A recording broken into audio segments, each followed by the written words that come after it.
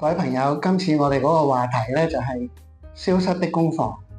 咁我哋研究呢個日本鐵壺咧，無論京都壺定係南部壺，咁有好多時咧，我哋都會碰到個問題嘅，就係攞呢個鐵壺個簽名唔知係咩嚟嘅，去到盛岡又揾唔到嗰個工房。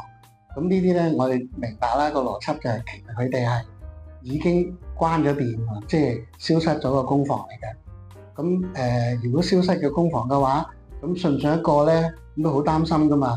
咁我就見得比較多啦。咁我覺得我可以做少少功夫咧，幫一幫大家。咁首先未講之前咧，咁我介紹一個概念先，就係話其實日本人咧嘅鐵壺咧有一個叫做統制嘅。曾經咧有一個年代打仗嘅時候咧，唔准做鐵壺啊。咁1943年咧就頒布咗個16人嘅名單，咁有16個人可以做鐵壺喎。咁呢16個人咧，有一啲佢哋咧就延續到現代嘅工房，咁有啲延續唔到。咁但係無論如何都好咧，呢個16人嘅名單咧，對我哋研究嗰啲咧係消失咗個工房咧，好有幫助。嗱，我哋喺呢度今次唔講住呢16個人嘅名單，我揾一次專門講。今次咧，我淨係講消失咗嘅工房先。咁因為個話題比較長咧，我會分兩集，而家係上集。今次咧，我講學齋、秀仙同埋立德呢3個工房。咁首先咧就係學齋。咁嗱，呢啲係學齋嘅作品啦，呢個都係。呢度有我呢度有幾個學齋嘅作品。咁學齋嘅作品咧就係2個字，學齋嗰2個字。咁最少有2個簽名嘅，一個咧就繁複少少嘅篆書，一個咧就簡單少少。咁好多人睇錯咗係涿州嗰2個字咁樣，係《說文解字》入邊嘅寫法嚟嘅。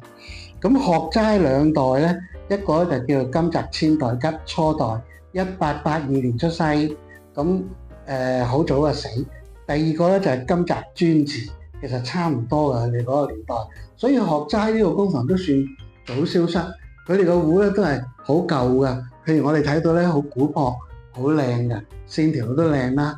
咁學齋咧，其實佢個沙鐵作品都多嘅，經過我手嘅沙鐵都多，而且咧就特別靚嘅喎，個個都係金金地、銀銀地咁樣。咁啊，聽下個聲咁樣，都唔錯嘅。我手上有個學齋嘅沙鐵更加矜貴添啊！點解啊？佢寫住咧九池沙鐵，呢個係我唯一一個見到嘅。咁九池沙鐵咧就係南部嗰個沙鐵礦嘅名嚟嘅。咁第2個我要介紹嘅咧，名氣就大啲，就係秀仙工房。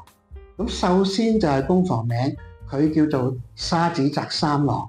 佢係3代做壺噶，佢阿爸叫沙子澤秀人，佢個仔咧叫沙子澤宏。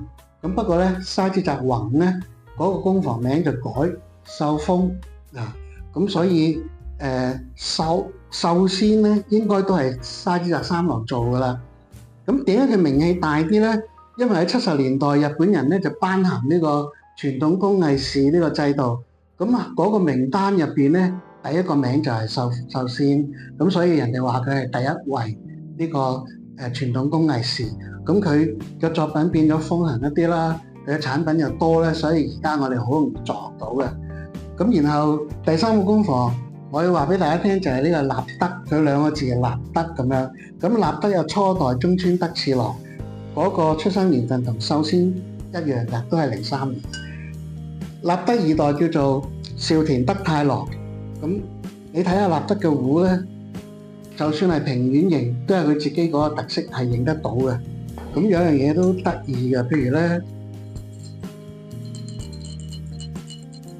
好多時立德嘅個鈕入邊咧係有咁樣嘅一粒小鐵喺度咧，敲得響嘅，呢個係佢嘅特色嚟嘅。立德咧好多沙鐵㗎，呢度我舉唔到例子。咁立德嘅作品咧就少啲，但係都好容易撞到。咁總結一句咧就係話，其實呢3個工房，呢3個人，呢3個工房名，你好容易撞到。撞到咧，我俾信心大家咧就係話好少假嘅。日本人咧唔係話唔做假，但係你要假到冒人哋工房嘅名咧，呢個好少有。咁所以大家可以有信心。嗱，下一集咧我就會介紹其他啲更加少見嘅工房。